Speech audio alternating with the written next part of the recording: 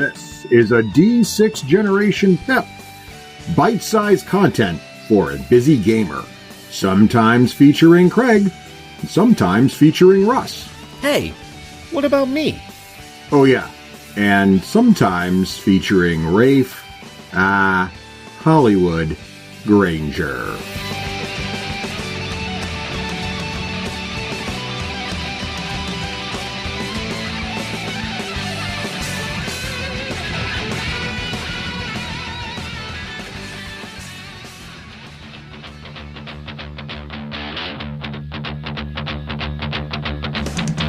D6G Hot Take.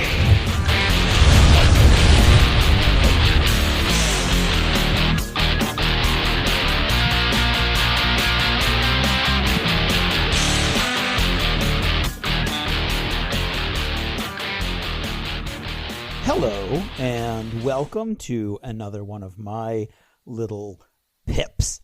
And this is going to be a hot take. I was at my sister's and brother-in-law's house just a couple weeks ago and talking about all the TV shows that come out for science fiction and fantasy fans during the summer. And it occurred to me that it's always nice to find out that you've missed out on a show and you can catch up to it, and that there's something cool out there that you didn't know about. And I thought this would be a great segment that we could do. And unfortunately, we went from 2 or 3 people joining me to everybody's busy and nobody can join me. So you're stuck with me and this wacky voice of mine. But at the same time, I think I've got some very important information for you. So please stick around. And we're going to talk about all of the shows that I've been watching this summer. Sadly, if you're a Star Trek fan, there is no Star Trek here whatsoever. None of the new Star Trek really appeal to me. Well, that's not entirely true. Below Decks looks fun. And Strange New Worlds, I believe, is the new one. That looks interesting. I didn't have the streaming services for either of those when they came out, however. And Star Trek just doesn't really call to me, so I don't think about that when I'm trying to find new stuff. But I'm sure they're great. Russ loves them. And so they're not going to be on this list, sadly. And then there's a bunch of others that when I was researching the entries on this so that I got the specific information correct, because the other issue is people will talk about a show and then not know what streaming service it's on or not know where to find it. And so I'm going to tell you not only what I've been watching and a little thoughts about it. I'm not going to give any spoilers to any of these shows. However, I am going to tell you where you can find it. So in no particular order, with no further ado, let's just get into it, shall we? Lock and Key is now into its 3rd season, which dropped while I was watching the 2nd season this summer. It's on Netflix, and it's okay. Very teen angsty, which I generally don't enjoy as a high school teacher. It's a neat story. It's a very cool concept, but then it's literally designed to be all teen angsty. And the acting is decent, but the concept is starting to regurgitate, and it feels like it's getting a little old. I don't know anything about season 3, I should say. I was just watching season 2, like I said.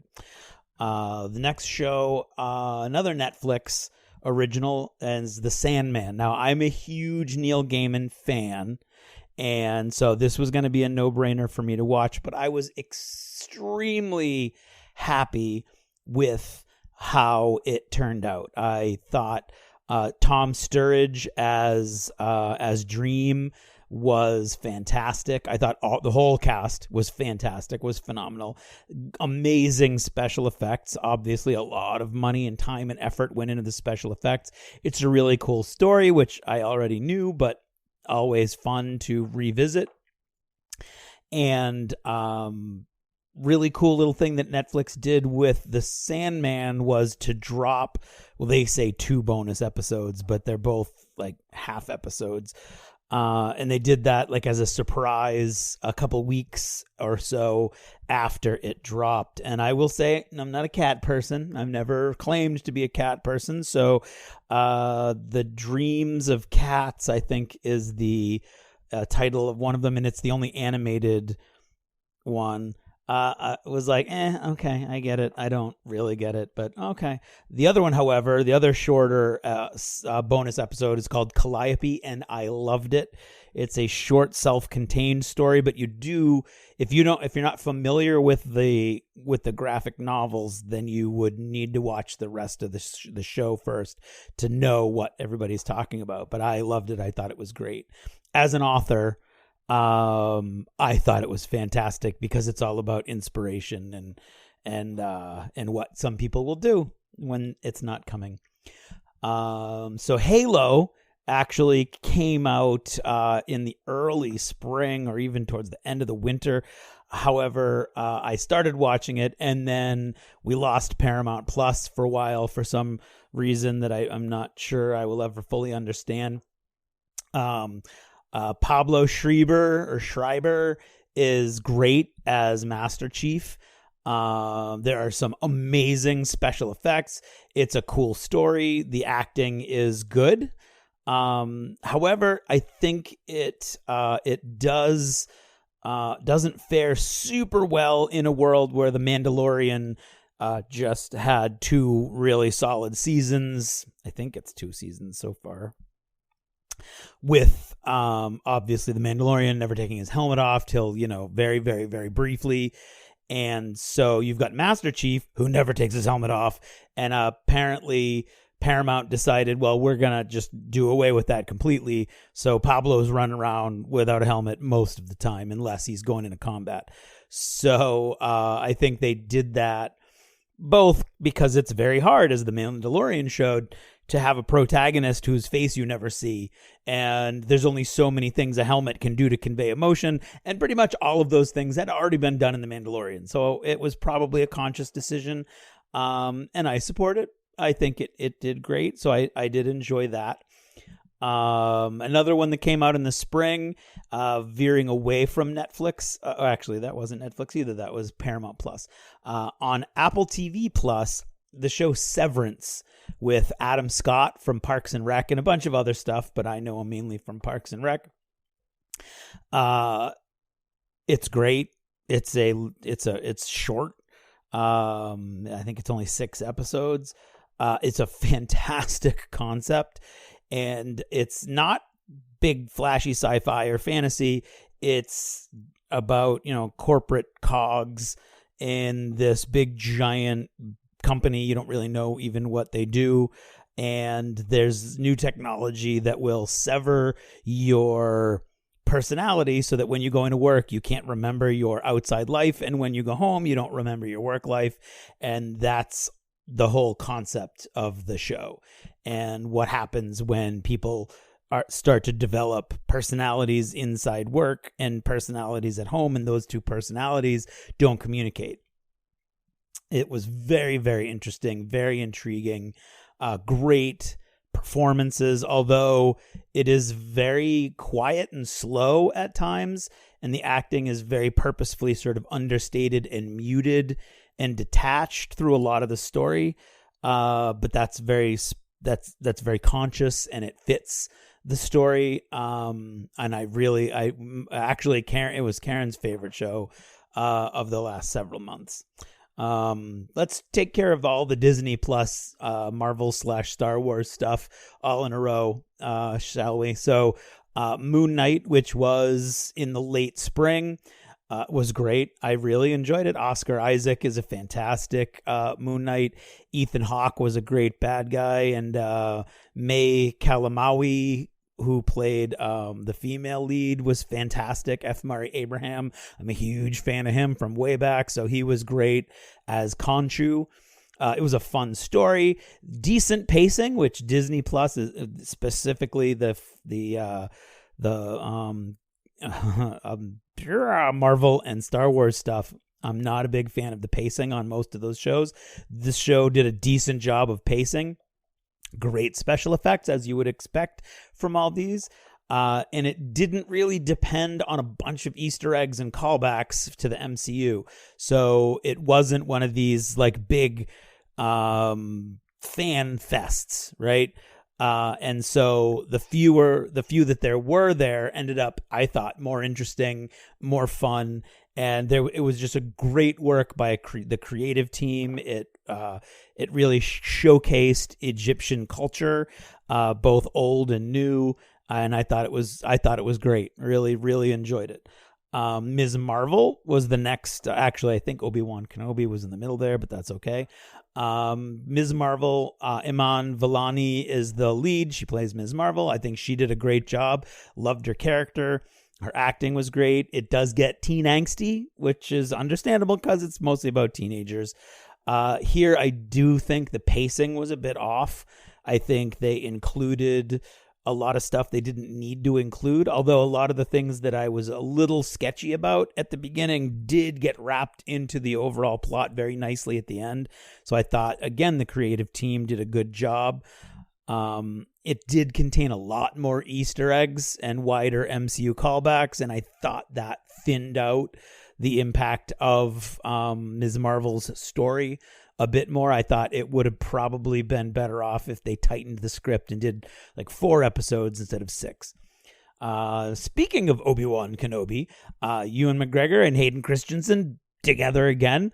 I enjoyed the show, although it did require some mental gymnastics to fit in with a lot of the stuff that we got from A New Hope. And I think nostalgically, I am more inclined to be forgiving with the Star Wars stuff, but I did enjoy it. It had a lot of extended universe Easter eggs and callbacks.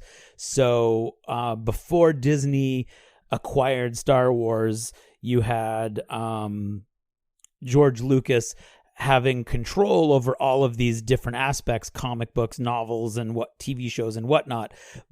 But there were just a million of these stories out there.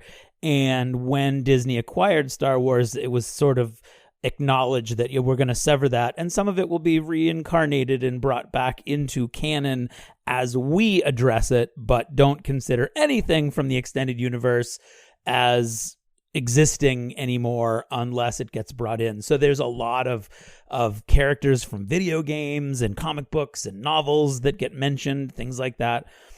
But there's not a lot of context, and so you're not sure how real they are, or if it's just like fan service, like we're going to mention this guy from this comic book. So I was never really sure how much I was supposed to care about the things, and a lot of it was in that sort of, I don't know the name of it, but that Imperial script, and so you had to go online where people were translating stuff like that. So that was a little odd, but it's okay. So I enjoyed it, like I said. So, okay. I Am Groot. There's a series of 5 animated shorts on Disney Plus. Each of them is about 3 to 5 minutes long, and they're fun, silly, happy, wacky fun. Probably perfect in a very I Am Groot sort of way. And I enjoy them. On the other hand, there's only 5 of them, and they're, at most, you're going to spend 20 to 25 minutes watching all 5 of them. So, it's a fun way to dip your toe back into the Guardians of the Galaxy pond. All right. So next, I wanted to actually hit this one last, but it's next in my list, so I'm just going to go for it. The Orville New Horizons was on Fox for seasons 1 and 2. It was picked up by Hulu for season 3. And thank God for them. And so I believe you can see all 3 seasons on Hulu. There are other places you can see the Orville, and I highly recommend that you do. If you enjoy sci-fi, if you enjoy Star Trek in particular, you need to go watch the Orville if you haven't, because Seth MacFarlane, A, is a genius, but B, is a genius in ways that he never showed before this show. So season 1 is very silly. It's very Seth MacFarlane. It's very slapsticky and, double entendres running around and, cup holders on the bridge sort of thing. But even season 1's got some poignant elements. It's got some emotion. And then season 2 is fantastic in a deep 3-dimensional sense. Just really great sci-fi, amazing special effects, great stories.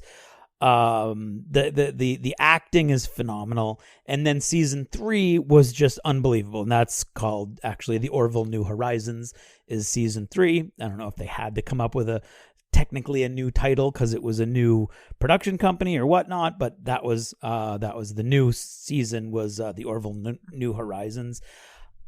Just unbelievable. They did a whole, Norm Macdonald voiced one of the alien characters, a big yellow blob, and he had recorded all of his dialogue for this season before he passed away. They did a beautiful tribute to him. They kind of spotlighted his character Yaphet in a few scenes that I don't know if they were supposed to be as big as they were, but they were great. There's some really great social commentary. There's really great just emotional, deep there's an episode that I think is possibly one of the most complex, heart-wrenching episodes of TV I've ever seen in this season 3. So absolutely top of the list as far as I'm concerned is The Orville New Horizons. Stranger Things, of course, is great. The cast continues to be great. Everybody's still awesome. It was really nice seeing everyone back in action. The story developed, I thought, in a cool way. I mean, I know that there are some people who had some issues with bits and pieces of it, but I thought it was great.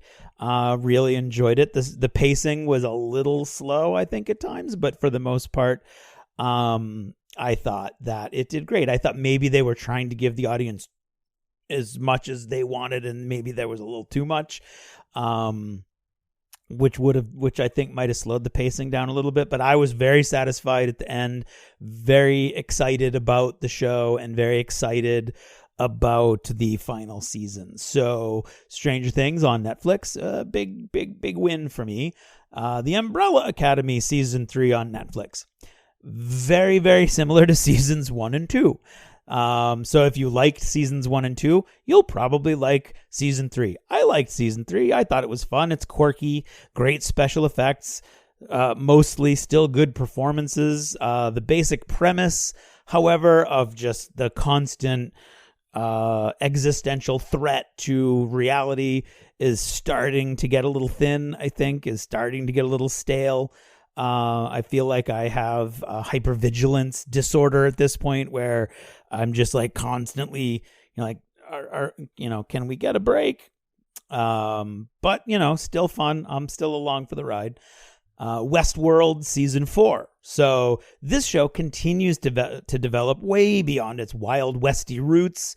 I think the cast is still great, and there were some fun returning faces that we haven't seen in a season or so, and their appearance kind of twists the perception again in this Russian nesting doll of reality plot device that they've got going, where everything's never quite what it seems. I really enjoyed it. However, it's starting to feel a little bit like, all the M. Night Shyamalan movies, like, what a twist. So I don't know. I'm still along for the ride. I'll be there in season 5, although I'm very intrigued to see where that goes. So very, very, very satisfied, just a little leery about how much longer season Westworld can keep going, and that's on HBO. Resident Alien. I did not look up where Resident Alien is to be found. It's on Sci-Fi. I watch it on Hulu. I'm sure you can find it in a lot of different places. And full disclosure, I am a huge Firefly fan, as most of you know, and Wash was my hands down favorite, and it's still too soon for jokes. So if Alan Tudyk is in it, I'm there. Okay. As a side note, Con Man, his 2 seasons, I believe it's 2 seasons. I would be super excited if there was a third, and I found out about that. Little web series that he did is phenomenal, and if you can find it, you need to watch it. So next to Mr. Tudyk, the rest of the cast in Resident Alien is great. I mean, there's a silly concept, and he is performing the role of an alien pretending to be human, and so he's very wacky silly. It's his wacky silly side, really, but I love it. Okay. The rest of the cast's great, especially Sarah Tomko, who plays Nurse Asta and goes through some very interesting challenges in Season 2. Season 2 widened the show's horizons very nicely. I thought it built on the story that started in Season 1 and theoretically almost wrapped in Season 1, and then things are continuing to develop. My only complaint of the season was the placement of the break that they put in between the 2 halves of Season 2. If you didn't know it was a break and you thought that was just the end of Season 2, as I did, it's a very weak, odd place to end a story. So I had a couple months where I was like, I don't know how I feel about Season 2. And then all of a sudden, new episodes started showing up on my feed, and I was super excited, and I'm back full blast, and just can't wait to see where that continues to go. Upload, which I believe is on, I didn't write it down, but I believe it's on Amazon Prime, was early spring, but what the hell, it's good. I love it. It's quirky, funny little show. I love all of its different wacky characters. The special effects are exactly what they need to be for this silly little show. It has a hilarious vision of the not-so-distant future, culturally, technologically, and corporately. And you can see sort of the end result of where corporate greed can take us. Just really, really continuing to enjoy Upload. I discovered S-E-E, on Apple TV Plus over the summer. And I don't know about this one, to be honest. I avoided it for years because the premise that all humanity lost their sight generations ago, all humans are blind, but they're still more or less doing okay in a feudal, semi-medieval, barbaric sort of state. It just seems like a bit much that all of these people are still remotely civilized but completely blind. But I ended up watching it. I ran out of shows in the middle of the summer, and I'm a Jason Momoa fan. I'll admit it, and so I thought, I'll give it a chance. I've made it to about halfway through Season 2 so far. Season 3 did just drop on Apple TV Plus, so this is definitely a summer discovery. Jason Momoa in the show is Jason Momoa, which means basically, as long as he keeps choosing characters in this vein, he's awesome. All right, so everyone else is, think about Central Mad Max casting, and you've got about all the other characters pretty much well situated. It's fun, not as serious as sometimes I feel like it's taking itself.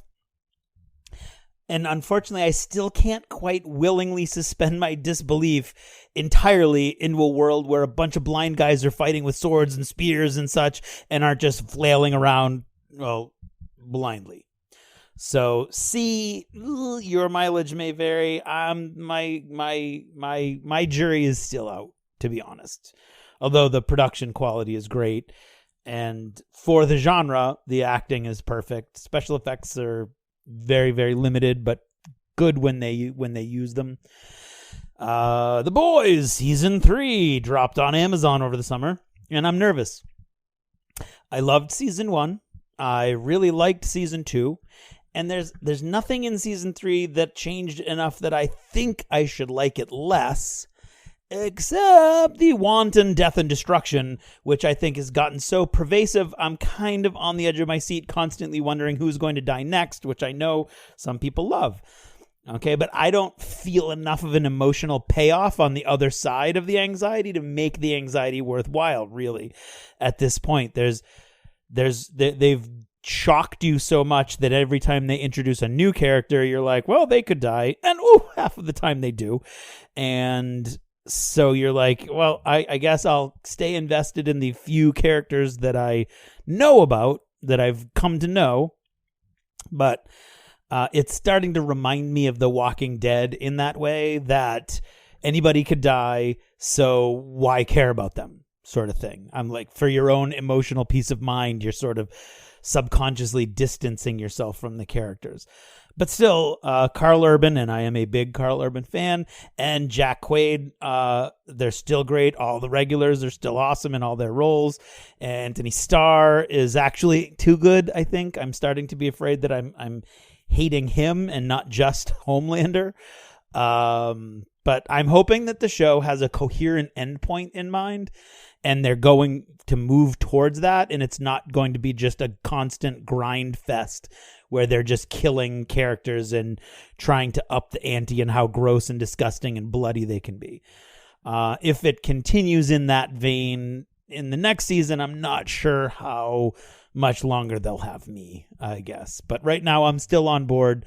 I still love the main characters that were introduced in season 1. So I have great hope. God's Favorite Idiot dropped in, I think, June or July on Netflix. It is the brainchild of Ben Falcone, and it co-stars his real-life wife, Melissa McCarthy. So if you're a Melissa McCarthy fan or a Ben Falcone fan, he played the air marshal in Bridesmaids, by the way, if you want to picture him in your head. And they show up a lot together in different things. It's fantastic. God's Favorite Idiot is awesome. It's very silly, slapstick, over the top. It's a very funny premise. The cast is all perfect. It has perfectly fitting special effects. It is super silly in the extreme. Leslie Bibb does a great job as Satan. So God's Favorite Idiot, very, very briefly, God chooses this idiot to be his chosen avatar, basically, on Earth. And great hilarity ensues. So I really enjoyed it. Thought it was very witty and clever, but in a very silly, funny sort of way. And then we've got Resident Evil on Netflix. So I watched the first movie. I've never played the video games, but I watched the first movie. I liked it. The second movie was pretty much the first movie, so I liked it. The third movie was pretty much the first movie, so I started to catch on at that point. This is basically a reboot of that whole story, and its main narrative is you have two sisters who are adults in the core central story, but it constantly flashes back to them as teenagers. And I thought that story was really interesting and an engaging way to frame the old evil corporation accidentally creates the zombie apocalypse story that we've seen so many times before in not only the Resident Evil movies and games, but countless other shows and games and movies that have had, taken place both before and after Resident Evil. The special effects are good. They're not great, but they're good. The story I thought was engaging, and the four actresses who play the sisters, Jade and Billy, both as adults and as teenagers, I think did a great job tying it all together. Sadly, I am not in the majority in my opinion that it was a fun show. I guess it is currently at 55% on Rotten Tomatoes and 3.9 out of 10 on IMDb. So the word on the street is that it's not getting renewed with numbers like that. I think that's a good indication that it probably won't be. So that's sort of disappointing. But hey, one less show to watch, right? So that was my summer viewing, although, well, that's not entirely true, because on Apple TV Plus, of course, is Ted Lasso, which I think still wins hands down for my favorite show probably of all time. I could watch it over and over and over again, find new things that are funny and poignant and interesting in every episode. So there's that. And so to zip through one more time, Sandman was awesome, Halo's good, Severance was neat, The Orville is really my standout, I would say, and Resident Alien. So those are the shows. So what have I been doing? Oh, that's very nice of you to ask. A little mini achievements in gaming. Why not? I did a huge collection of terrain over the summer. I did a bunch of sunken buildings from TT Combat, a British company. I did all of the models you would possibly need to do Rangers of Shadow Deep, every mission in the core rulebook. So that was over 100 bad guys and Ranger and companion models all put together, painted all that. Then got excited about Ghost Archipelago, probably because Terrace was so excited about it.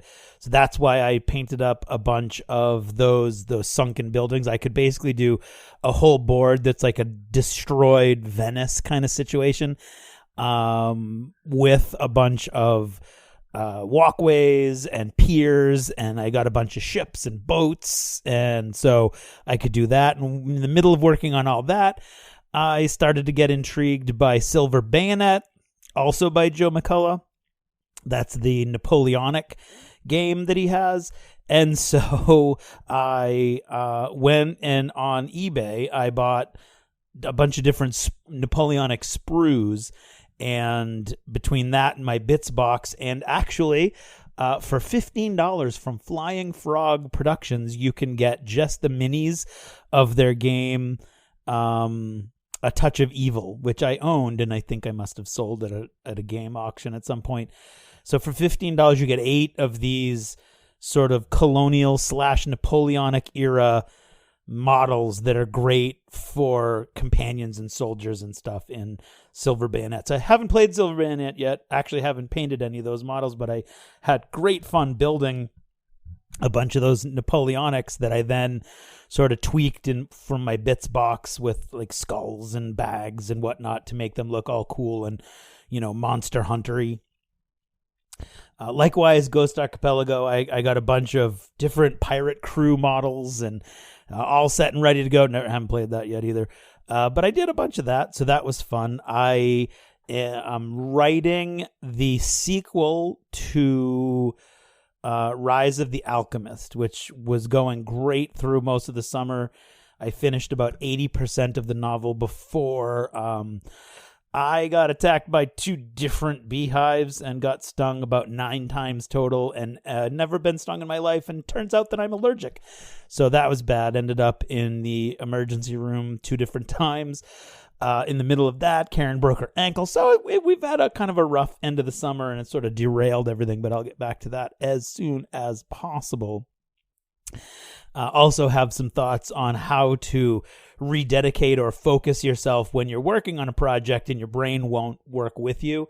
I don't know if I'm going to do a pip on that or I'm going to keep it to my blog, the GallantScribe.com. You can always go there and check that out.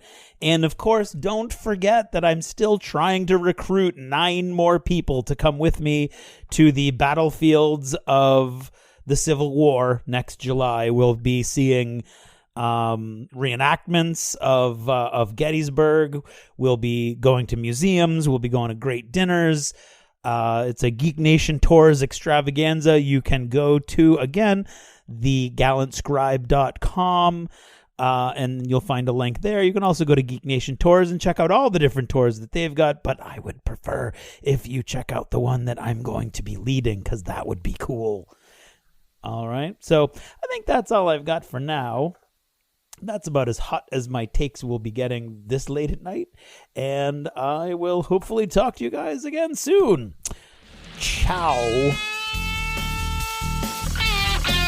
And that was a D6G hot take.